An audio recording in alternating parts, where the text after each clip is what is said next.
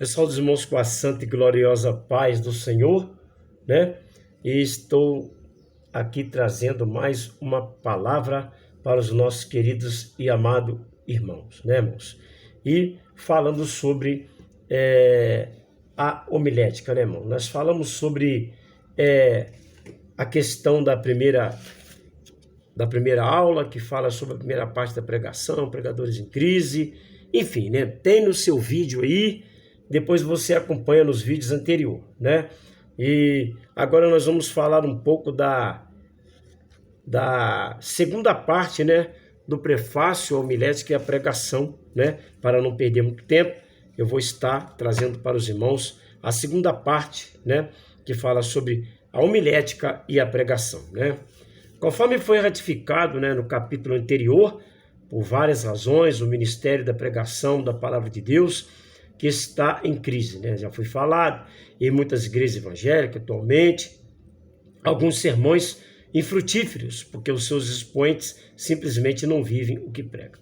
Outros fracassam, porque os ministros, presumindo que a inspiração virá do altar, deixam de meditar regular e sistematicamente na Bíblia. Outros porque o pregador não tem a boa fundamentação bíblica teológica, e outros porque a mensagem de Deus foi diluída para agradar o povo quando se deveria transformá-lo. Já falei no vídeo anterior acerca do pluralismo, que é diluir a palavra para não perder fiéis. E por mais que seja desagradável, né, a decadente realidade de algumas pregações e de alguns pregadores em nossos dias, né, irmãos? Ambos, se permanecerem desse jeito, não terão um futuro promissor, né?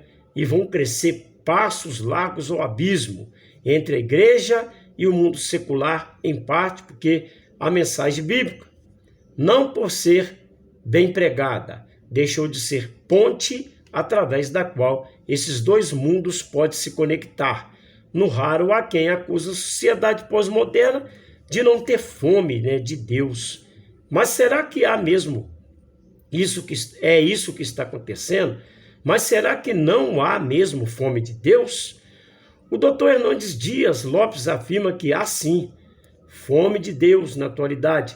Muitas pessoas, né, doravante, né, em seguida, que estão caminhando, né, para a casa de Deus, né, têm verdadeiramente sede da palavra, né, irmão? Vão à casa de Deus à procura de pão, mas em algumas não conseguem encontrá-lo. E outras, embora não tendo, estão substituindo o pão do céu por outro tipo de alimento, pregando o que o povo quer ouvir e não o que o povo precisa ouvir, pregando para agradar, não para alimentar, dando palha em vez de trigo ao povo, como está escrito lá em Jeremias capítulo 23, o versículo 28. Outras têm comercializado, mercadejado o evangelho e além de adulterá-lo, e algumas já estão dando veneno em vez de pão. Então, nós vemos aqui, né, o primeiro assunto que nós tratamos da homilética, né, falando sobre pregadores em crise, né? Agora nós já estamos falando sobre o prefácio da homilética e a sua pregação. O Dr. Luiz Welles de Souza ressalta que hoje em dia nossos púlpitos estão cheios de tudo, né? Menos de forte conteúdo bíblico, viu? Há púlpitos altamente prejudiciais à fé.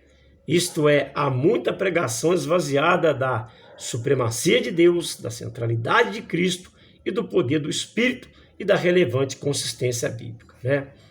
O Dr. Russell Shedd vai mais além, né, irmãos? Ele reitera que os dias são difíceis para aqueles que abrem a Bíblia para proclamar a vontade de Deus no púlpito.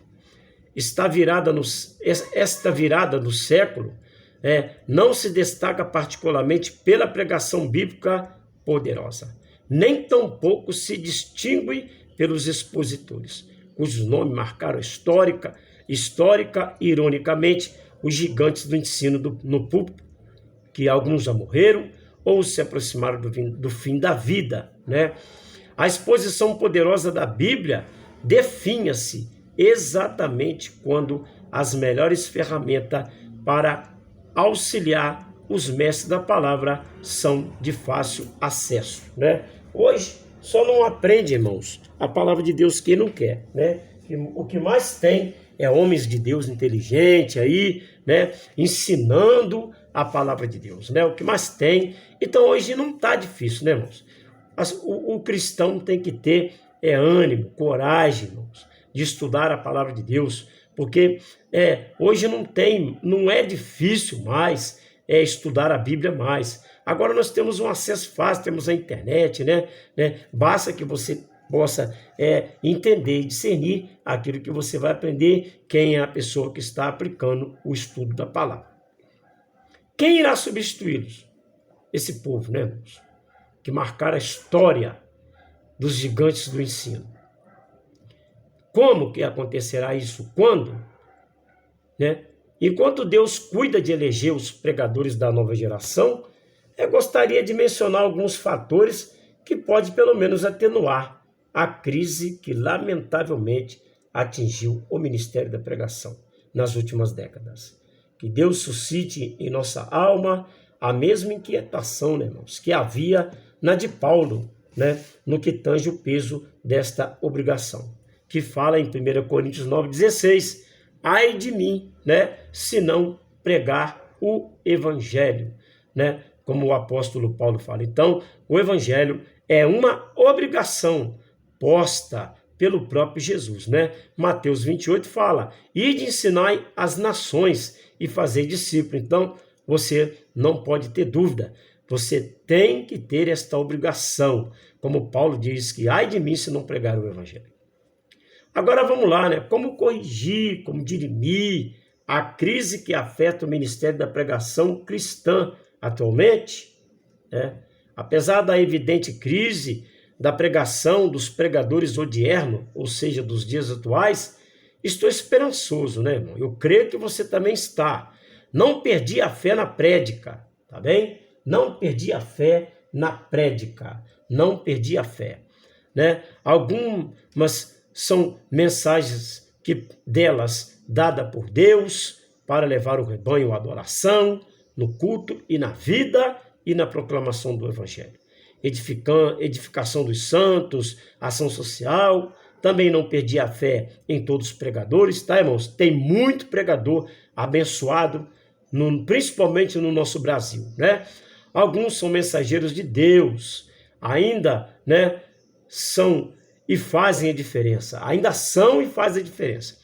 Pregam e vivem, santificam, capacitam-se, oram fervorosamente, estudam laboriosamente, crescem em poder, em saber. Sim, Deus levantará novas gerações de pregadores, né? Assim, ciente de tal fato, eu gostaria, né, que nessa disciplina pudesse ratificar, né, a arte da eloquência, né, a importância da homilética e também ajudar a elaborar um sermão eficiente e eficaz, né, para a sua vida, né, irmãos? Organizar os sermões tudo direitinho, né, enfim, né, para trazer para os nossos queridos irmãos uma boa pregação, né, a palavra de Deus, né, para nossas vidas, porque isso é muito importante, né, irmãos, para que nós possamos pregar o evangelho de Jesus, né? Então a gente sabe que essas coisas, né, nós temos, uma obrigação, tá, irmãos, que o Senhor impôs para nós, né? Então a gente vê aqui. Vou falar um pouco também aqui, né, irmãos? Louvado seja Deus, definição, conceituação de homilética, tá? Falando sobre ali Claudionor Correia de Andrade, que define a homilética como a arte de elaborar, apresentar sermões, a disciplina que nos leva a falar com elegância, desenvoltura e propriedade bíblica evangélica. Os teólogos Greens, Gunther Hitz, Norgren, e também resume a disciplina e que busca compreender o propósito e o processo da preparação e apresentação de sermões. Acrescentam que a mesma visa estender, integrar os papéis do pregador e da mensagem do púlpito. O termo homilética, né, que deriva do substantivo grego homilia, que significa literalmente associação, companhia, e do verbo homílio, que significa falar e conversar, né? O Novo Testamento emprega o substantivo lá em 1 Coríntios capítulo 15, né? O versículo 33, em que o apóstolo diz que nós não devemos corromper os maus costumes. Amém, irmãos? Pregar a palavra de Deus, saber ter uma boa retórica, da arte de uma eloquência, da arte do bom argumento, né? Da arte da palavra, né, irmãos? Isso é muito maravilhoso.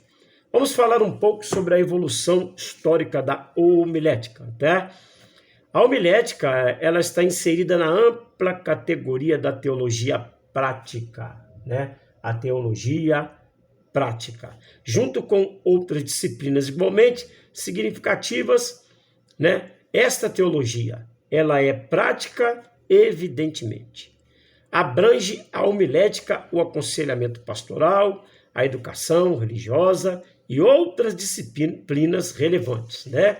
Vale lembrar ainda que, a título de esclarecimento, a teologia prática é muito mais do que a teologia da prática do pastor, né?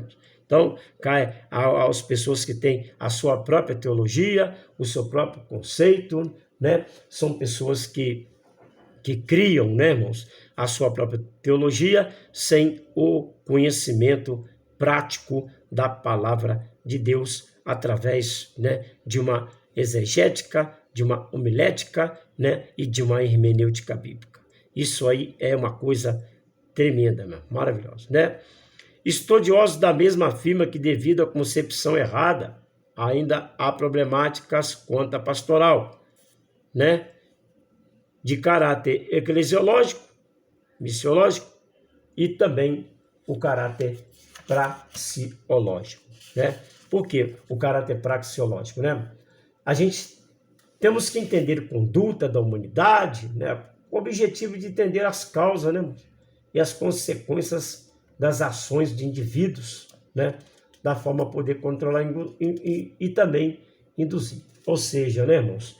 Coisa maravilhosa. Nós temos que entender, né, a humanidade, né, ter a prática como um pastor, né, para que nós possamos, para toda a comunidade de fé, né, trazer a evolução histórica da homilética, uma boa palavra para os nossos amados, queridos irmãos, né, tomar o cuidado, né, como Jeremias, né, ele falou no capítulo 23, versículo 18, o cuidado para não dar palha para os membros da sua igreja, né, irmãos? Dá trigo, trigo alimenta, né?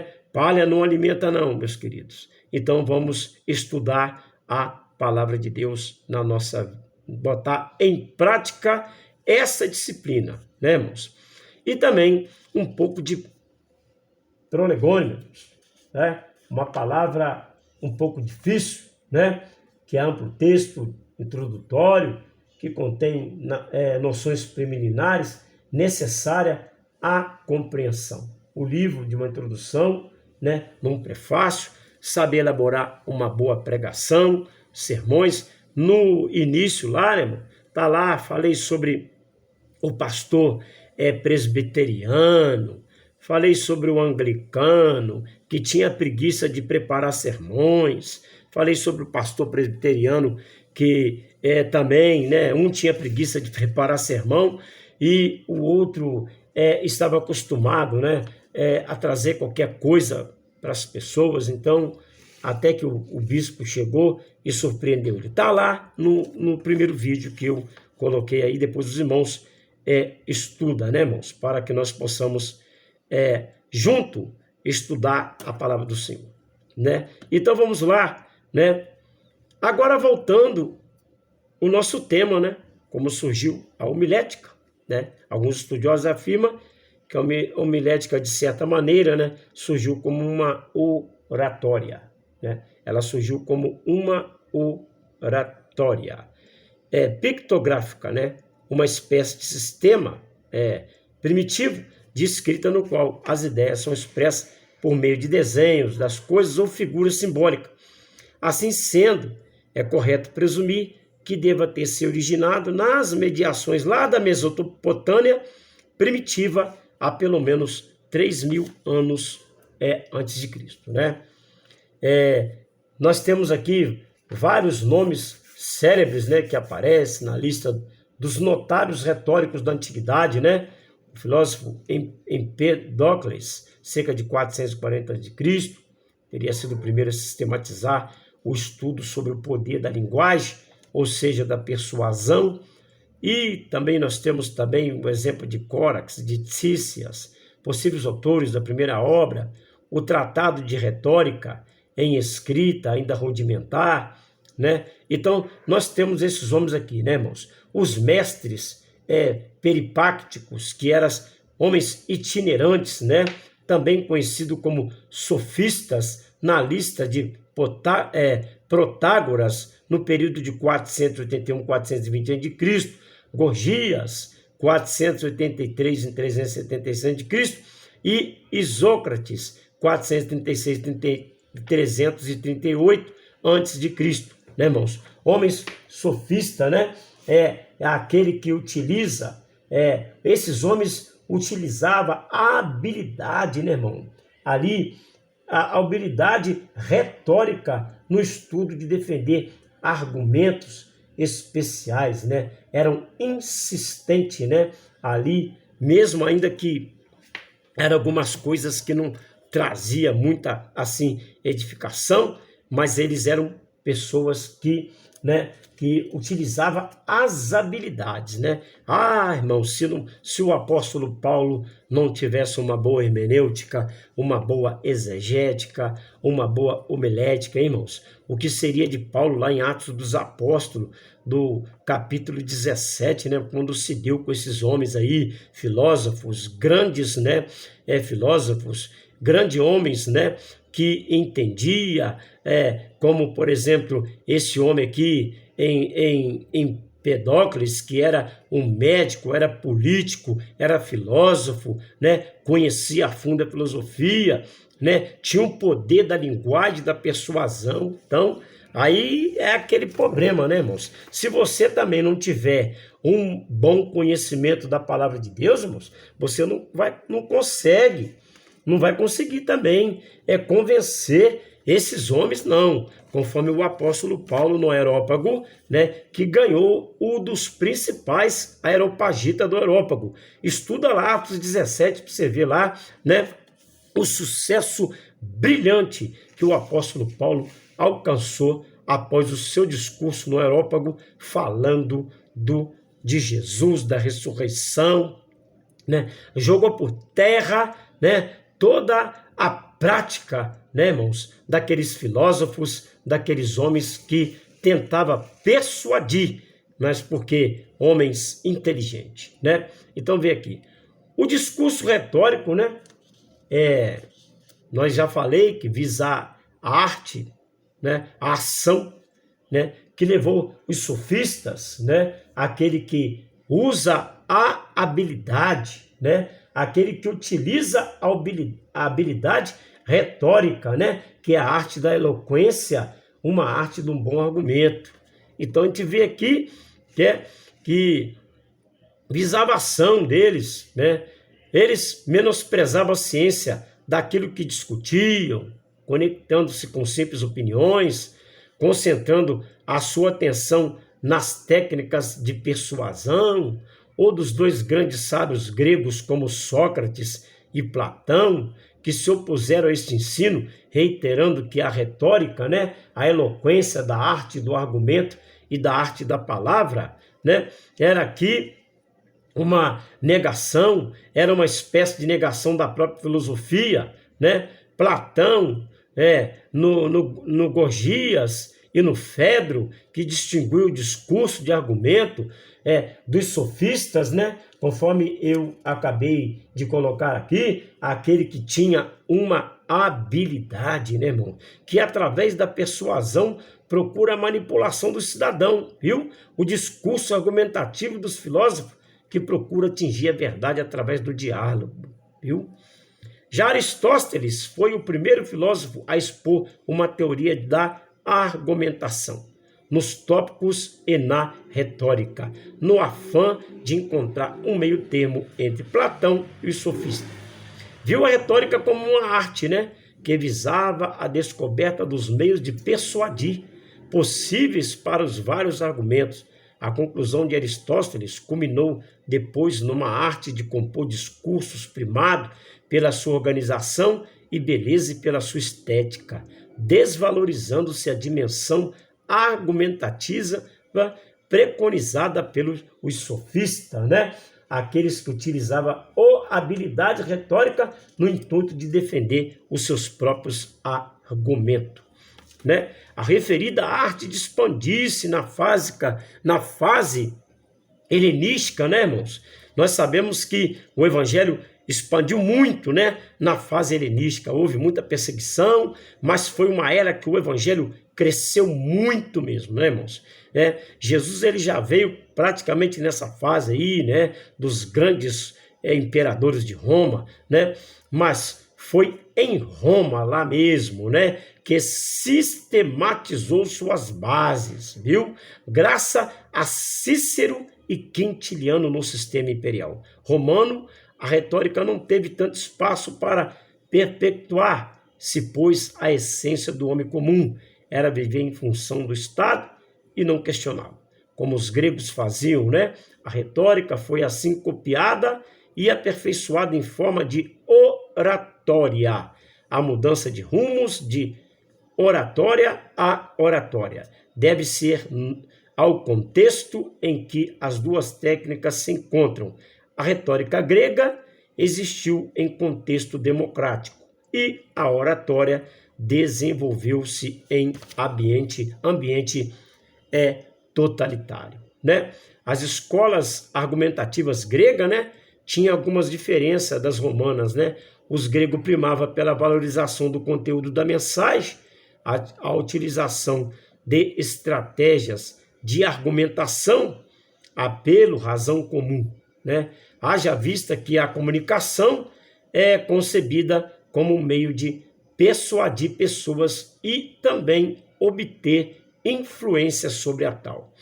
Enquanto os romanos priorizavam a forma utilizando marcante de figuras, de estilo e apelo constante e emotividade do ouvinte, pois a comunicação é concebida como meio de destacar a supremacia intelectual durante a Idade Média.